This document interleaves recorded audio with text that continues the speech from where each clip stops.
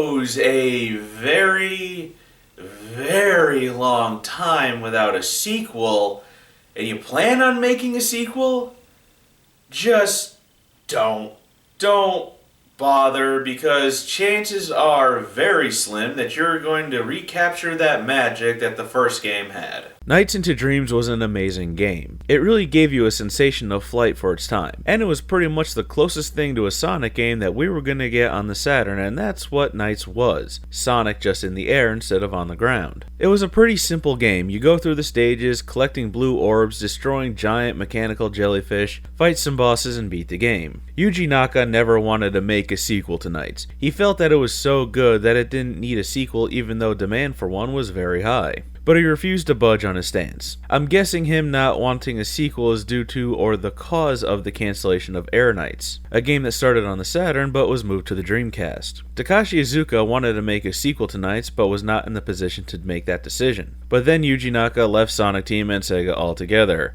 thank God, to start his own game development company, and Takashi Iizuka was able to work on a real Night sequel. When pre-orders opened up, I was there day one and paid the game off in full. I was stoked, and when the game came out, I burst through the door of GameStop shouting, "My body is ready." I took the game home, popped it in, played it for an hour, then pulled it out, looked at the disc, and said, "You're not Nights," and I questioned what I wasted my money on. I put the disc back in and finished the game and never touched it again, only to trade it in as soon as I could. I wasn't angry, just disappointed. Although I probably shouldn't have been surprised, because during that time, saying Sonic Team was going through a rough patch is like saying the Atlantic Ocean is damp. When I watched the opening cinematic, it felt like I was watching How to Train Your Dragon, where it captured that feeling of flight really well. But when I got into the game proper, I was taken aback. It looks so old. The graphics were less than average for a Wii game. It looked like crap. It's bright and colorful, but everything is very low polygon. This is the same system that gave us Super Mario Galaxy, which came out the same year. Graphically, it feels very dated for a Wii title. It even feels dated for what could be considered a GameCube game. The animation for the cutscenes isn't that good either, looking rather unnatural and puppet-like, making it also look dated, and the in-game cutscenes run at a lower frame rate than it should, making them look slow and jittery. The sound mixing is bad. Sometimes you can barely hear the characters talking even when there's no music or other sound effects. The music is good though, I have no complaints about it, but aesthetically it feels really dated. It would not surprise me in the least if these graphics were recycled from when Air Knights was brought over to the Dreamcast, as what we see here is on par with the Dreamcast, and given that the Wii was a pretty capable system and delivered some impressive looking games despite its lack of beefy hardware compared to the PS3 and 360, you could make things look rounder instead of rectangular. While graphics aren't everything, it's just that the game looks dated for its time and the hardware it's on, making it look like everything was ported from a less powerful system. As for gameplay, the mechanics are just what you'd expect from a Nights game. It's fast-paced, high-flying action, and is done well if you're using the classic controller, which I highly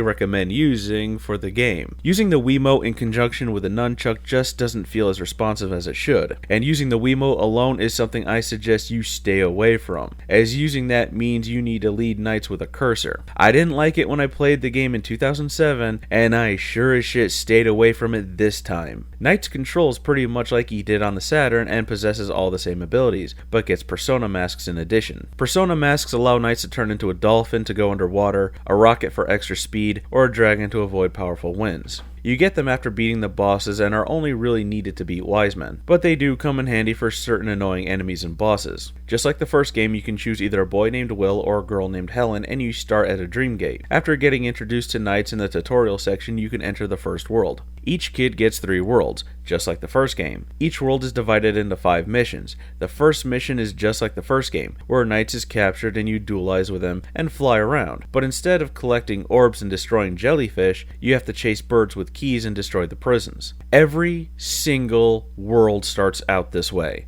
All 6 of them. Nights is captured while showing the kids around in Itopia each time they enter a new world. Then after completing the chase mission and beating a boss, you have to complete 3 more missions where you have to chase an octopus and get 30 links, save Nighttopians, destroy bad things, nightmares or other things, or the occasional platform level where you play as the kids. Then you beat the boss again, but this time it's slightly more difficult, and of course all these missions have time limits. Which is fine for the missions to have time limits because the original game was on a time limit. If you're not gonna even try for your sequel that many people have waited several years for, don't. Just don't. Because you're only wasting your time and your money when you could have been investing that into something much better.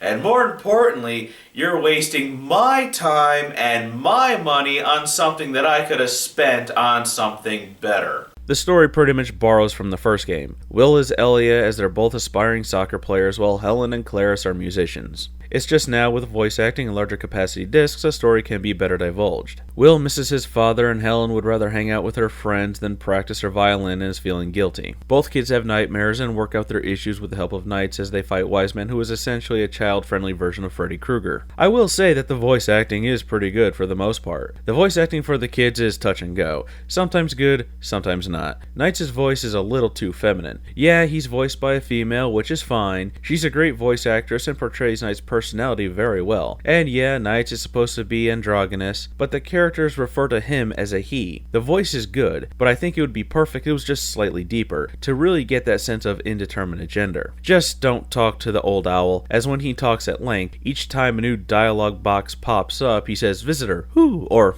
which gets annoying, so it's best to avoid him when you can. Knight's Journey of Dreams isn't a bad game, but it's just repetitive, and depending on your skill, you can beat it in about 5 hours. While it's not long, it just feels like it is because it starts to become more and more of a chore as the missions are all the same. Like the river rafting mission and roller coaster missions are pretty much the same. Other missions are similar but on a different map, like destroy certain number of certain things. It just makes the game feel dated. Like the copy and paste missions were just added to pad out the length of the game. It didn't capture the magic of the first game, where you were tasked with exploring the levels for blue orbs as fast as you could to destroy the jellyfish. Sure, it wasn't a long game, but it was fun and it didn't overstay its welcome. Takashi Iizuka said that he'd like to make another Knights game, but he'd have to wait until Sega asked for it, as it's up to them.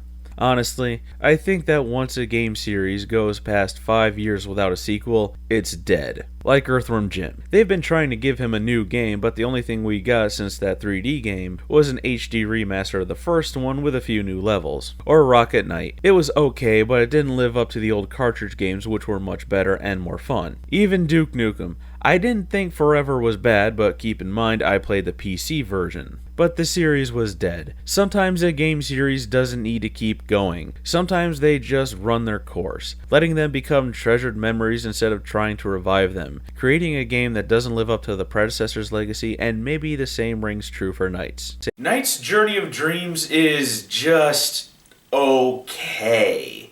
It plays fine, but it's repetitive as hell in a very lazy way. And even for 2007, it felt dated, and even more so now.